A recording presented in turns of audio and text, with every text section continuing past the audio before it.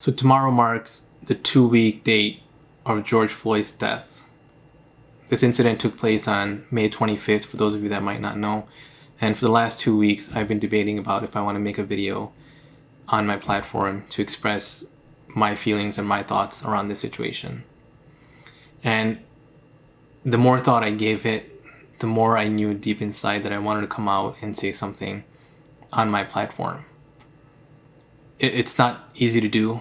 For those of you that might not know, I wasn't born here in the US. I came here when I was about 4 or 5 years old, and I've been here since. And over the course of my life, I've seen a lot of things happen here in the US. Growing up in Michigan, I'm not sure if it was because I was a child and I just didn't pay attention to it, or it truly didn't happen. But I grew up in a city where I really didn't face a whole lot of discrimination, a whole lot of hate.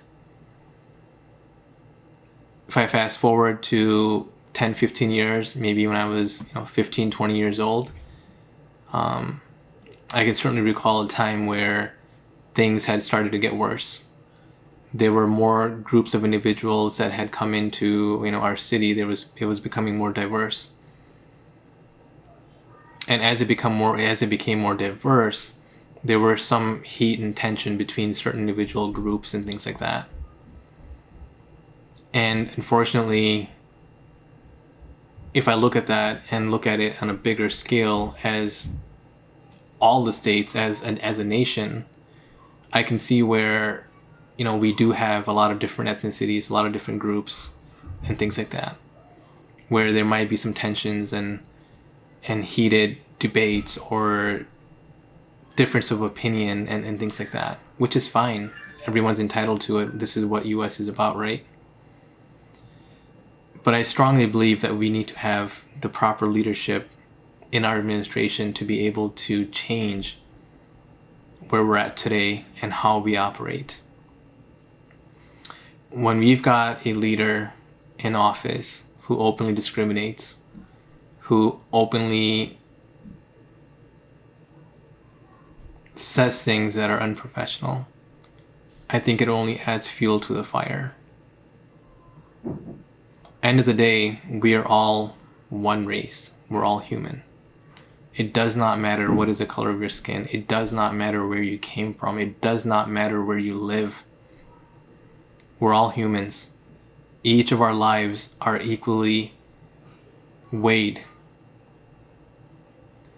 All of our lives are equally important. We all have someone we love, whether it's your father, your mother, your daughter, your son, your someone. You play a role in someone's life. Your life is equally important regardless of the color of your skin. With that being said, the times that we're in currently, I understand a lot of people are upset. And everyone expresses their stress, their situations a bit differently. I strongly believe that regardless of how you feel and how much this incident has moved you, we need to respond in a peaceful manner. I understand this is not one event that's taken place. We've had multiple events happen over the course of the last 5-10 years where, unfortunately, the color of the skin determined the outcome. I want to talk about two things in respect to that. Number one, I'm going to talk about just the police force that's out there. Just like in human beings, there's good people and there's bad people. In the police force, it's no different. You've got a lot of good police officers that put their lives on the line on a daily basis to protect and serve our communities. Let's not forget about those officers. Secondly, when we're going out and we're protesting, when we're going out where we want to have our voices heard, let's make sure we do it in a manner that does not, again, cause issues for our local communities, that does not cause issues for our police officers, that does not cause issues for our loved ones. We're already in a time where COVID-19 has changed the way we live. It has impacted our communities, our businesses in ways that no one had ever imagined. We've got so many individuals that are currently unemployed. So let's not make things worse. There's ways your voices can be heard. Social media, whether it's YouTube, whether it's Facebook, Instagram, TikTok, whatever those platforms are, we can use them. Get your voices heard through social media.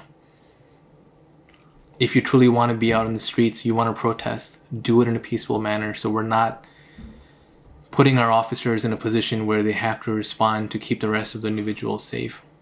Let's not destroy our local businesses that are already hurting from COVID-19 and not being able to operate. This is not what we're known for. We're much better than that. And those individuals that are already doing those things, kudos to you, keep it up. But those individuals that are looking for opportunity to go out and loot, cause chaos, cause damage, I would ask that you reconsider. If you want to go out and get your voices heard, do it the right way. There's a lot of merit in that. Don't feel like you have to be violent to get your voices heard. Lastly, if you don't want to protest, you don't want to do those things, you don't want to have your voices heard, but you still feel like it's burning up inside, it's hate, you don't like being in a position and seeing what's happening in the world today. Our elections are coming up. I would ask that you go out and vote. Vote for a change. Have your voice heard that way. Again, there's multiple ways you can contribute to having your voices heard and making a change and being for that movement. It is sad that we're in 2020 and yet we're still talking about racism. We're talking about loss of life because of the color of your skin. It is just absolutely absurd that this is what we're talking about in 2020. It's time for a change. Have your voices heard. Do it in a peaceful manner. Thank you.